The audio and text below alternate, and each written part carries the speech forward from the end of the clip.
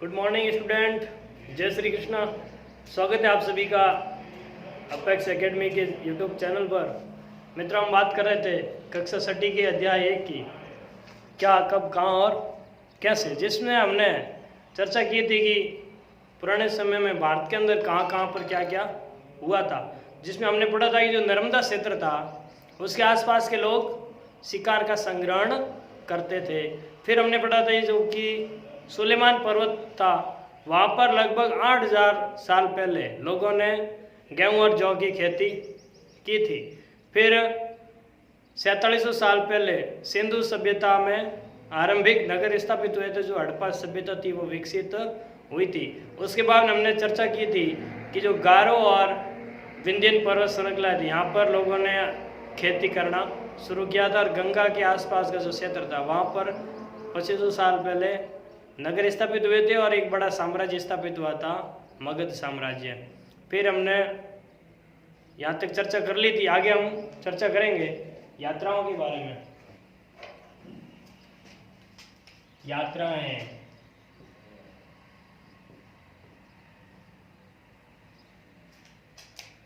मित्रों, मानव शुरुआत से ही घुमक्कड़ रहा था। जब उसका आदि मानव का रूप था तो उस समय भी वो शिकार के लिए एक स्थान से दूसरे स्थान तक घूमता था। और उसके बाद में मानव ने कई कारणों से लेकर के यात्राएं की थी। इन यात्राओं से मानव को क्या क्या लाभ हुआ था उसके बारे में हम चर्चा करेंगे और कौन कौन सी यात्राएं मानव द्वारा की जाती थी।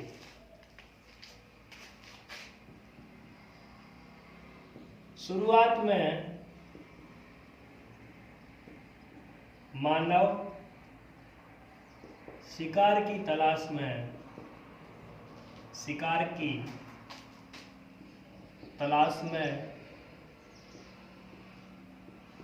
यात्राएं करता था। यात्रा किसे कहते हैं मित्रों? एक स्थान से दूसरे स्थान तक जब व्यक्ति जाता है वो क्या कहलाएगी? यात्रा। और जो यात्रा करता है वो क्या कहलाएगा? यात्री। जिन साधनों से यात्रा करता है वो कहलाते हैं यातायात के साधन। तो मानव ने अपने शिकार के लिए, जब एक स्थान पर शिकार खत्म हो जाता था, जानवर नहीं मिलते थे खाने के लिए, तो दूसरे स्थान पर चला जाता था उस शिकार की तलाश करने के लिए। तो जो जो समय बीतता गया, यात्राओं के जो तरीके थे उनमें भी क्या आ गया? परिवर्तन आ गया। बदलते समय के साथ यात्राओं में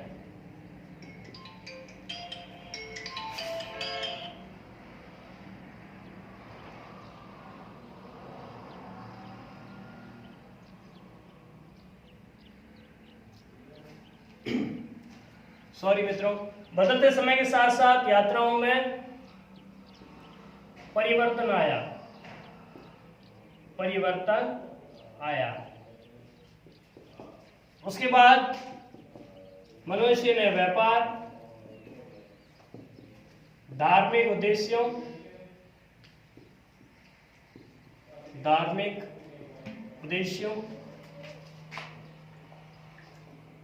पर्यटन,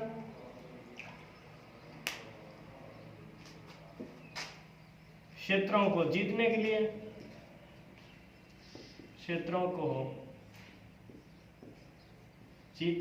लिए यात्राएं की।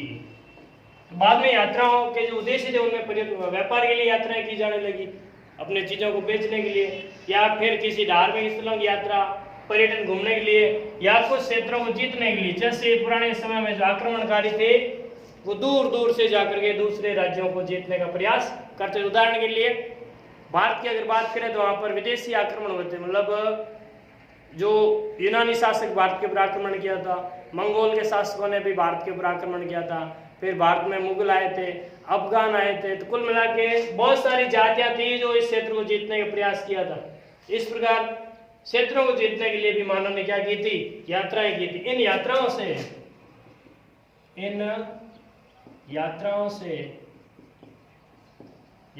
से लोगों में संपर्क बढ़ा। क्या बढ़ा मित्रों? संपर्क, एक दूसरे के संपर्क में आए, बढ़ा तथा विचारों का आदान प्रदान हुआ, विचारों का आदान प्रदान हुआ, यानी कि विचार और जो उनकी संस्कृति है वो एक दूसरे के संपर्क में आने से विकसित हुई। जैसे मान लो कोई अंग्रेजी भाषा बोलने वाला भारत आया था तो उसने भारतीय लोगों को कौन सी भाषा सिखा दी? अंग्रेजी भाषा। उसी प्रकार यहाँ की संस्कृति के लोग दूसरी जगह गए, उन्होंने अपनी संस्कृति साथ में लेके गए। इस प्रकार यात्रा करने से विचारों का भी आदान प्रदान होता है, संपर्क भी बढ़ता है। इस प्रकार की यात्राएं इतिहास में देखने को मिलती है। अब बात कर रहे हैं इतिहास के स्रोतों की। इतिहास के स्रोत,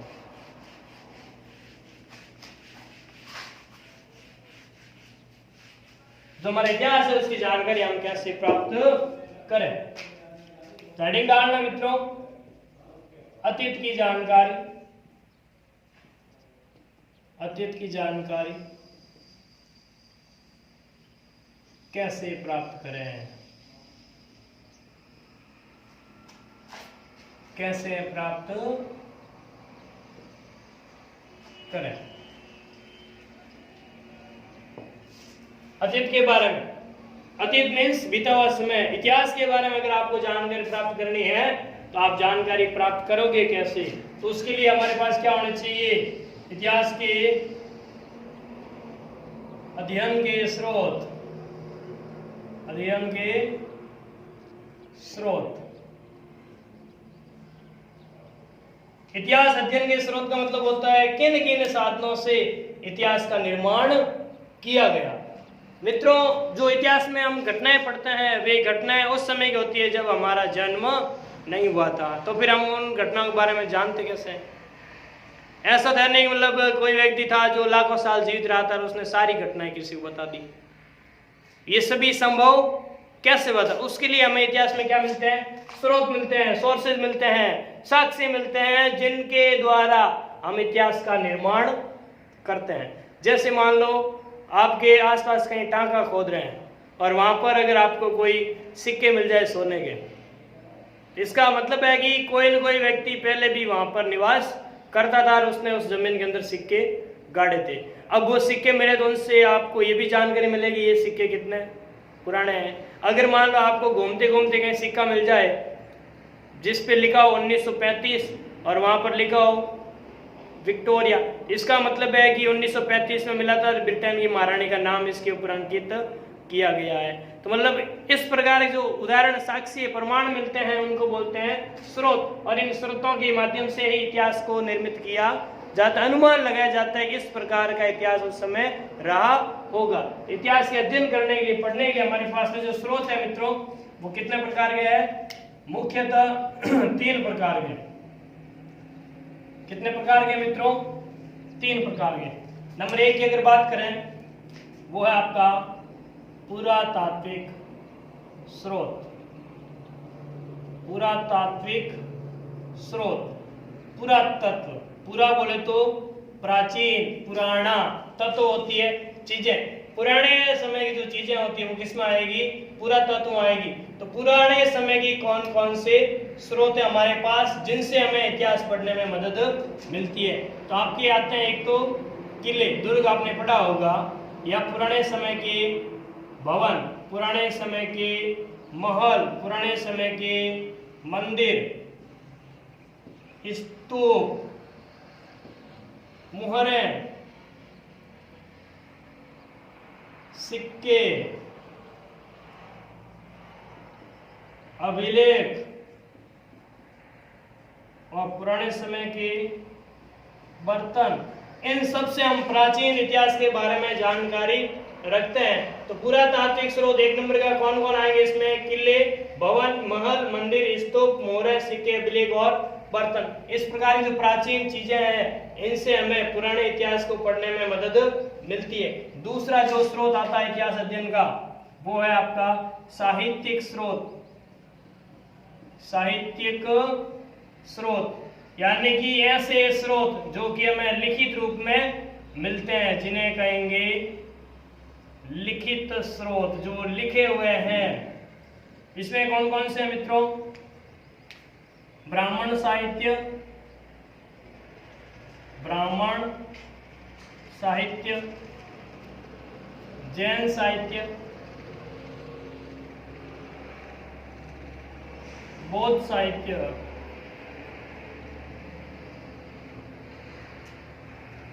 इस प्रकार की जो साहित्य है, किताबें लिखी हुई, उनसे हमें प्राचीन इतिहास के बारे में जानकारी मिलती है। तीसरा जो हमारा इतिहास अध्ययन का स्रोत है वो है आपका विदेशी यात्रियों का विवरण। विदेशी यात्रियों का विवरण। मित्रों, इतिहास के अंदर जब नजर डालते हैं तो कई सारे विदेशी यात्री थे जिन्होंने भारत की यात्रा की थी, यानी वो घूमने के लिए कहाँ आए थे? अपने देश भारत में आए थे। जब वो लोग भारत में आए थे, भारत के बारे में जाना समझा, पूरी भारत की यात्रा की थी, उसके बाद जब ये वापस अपने देश गए थे, वहां जाकर के उन्होंने किताबें लिख दी और उन किताबों के अंदर किसका जिक्र कर लिया? अपने देश भारत का। तो जब हम उन इतिहासकार जो विदेशी यात्री थे उनकी किताबें पढ़ते हैं, तब हमें भारतीय इतिहास के बारे में जानकारी मिलती है। इस प्रकार मुख्यतः अगर स्रोत पूछा जाए तो तीन: पुरातात्विक, साहित्यिक और विदेशी यात्रियों का विवरण। इसके अलावा मित्रों एक आती है वंशावली। अन्य स्रोतों की अगर बात करें, अन्य स्रोत, अन्य में कौन आएंगे? वंशावली आएगी। कौन आएगी? वंशावली। वंशावली क्या होती है? ये जो राव और भाट होते हैं, इनके द्वारा प्रत्येक परिवार के जो वंश होता है, परिवार का, उसका पुराना इतिहास होता है। जैसे परदादा जी के पिताजी कौन थे, उनके पिताजी कौन थे, उन्होंने कौन कौन से कार्य किए थे, हमसे पहले जो 50 पीढ़ियां थी वे लोग कहाँ से कहाँ आए थे और उनका इतिहास किस प्रकार का था, ये हमारे घर में कहीं पर भी लिखा हुआ नहीं है। आपसे अगर कोई पूछ लेगा आपके 7वीं पीढ़ी का जो आपका पूर्वज था उनका नाम क्या था, तो शायद ही किसी को पता होगा। लेकिन इन सब के बारे में डिटेल में अगर आपको जानना है तो किस में जाओगे? वंशावली, जो कि राव और भाट द्वारा लिखी जाती। प्रत्येक परिवार का जो वंशावली, कुल का जो इतिहास होता है उसमें वंशावली के अंदर अंकित होता है। इनसे भी हमें इतिहास के अध्ययन में सहायता मिलती है। तो ये थे इतिहास अध्ययन के कुछ स्रोत जिनके माध्यम से हम अतीत की जानकारी प्राप्त कर सकते हैं। कैसे करेंगे? इतिहास अध्ययन के स्रोतों के द्वारा करेंगे। इनके अलावा प्राचीन समय में पांडुलिपियां लिखी जाती थी। पांडुलिपियां लिखी जाती थी। अच्छा, पांडुलिपि क्या होती है? पांडुलिपि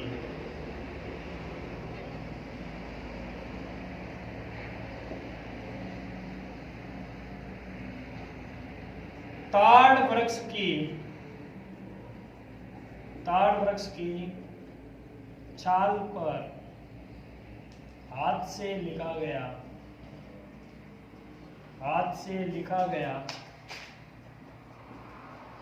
लेख क्या कहलाएगा मित्रों?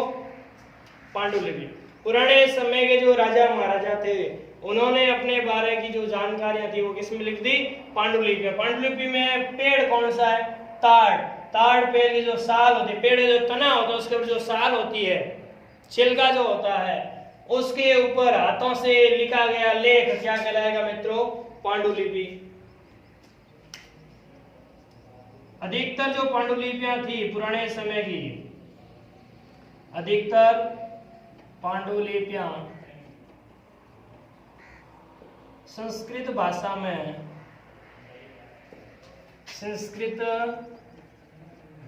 में लिखी गई।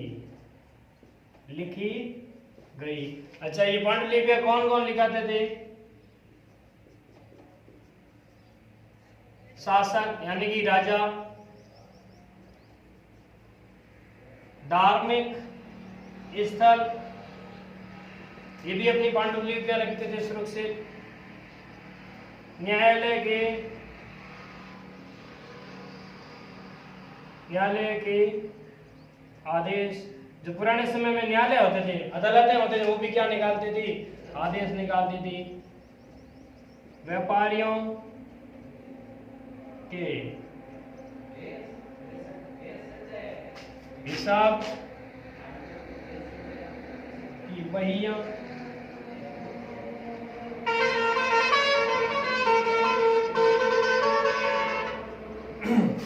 आदि के लिए पांडुलिपियां लिखी जाती थी। पांडुलिपियां लिखी जाती थी।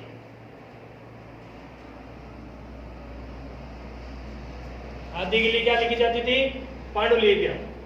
तो पांडुलिपि क्या होती है? आज से लिखी जाने वाले कार्ड के साल पर जो लेख होता है उसमें पांडुलिपि, अधिकतर पांडुलिपियां कौन सी भाषा में थी?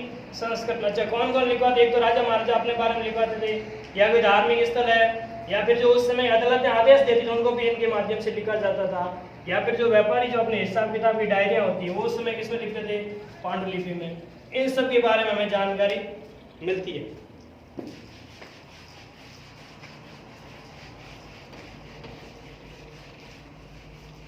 कुछ शब्दावलियां हैं मित्रों, को ध्यान रखोगे।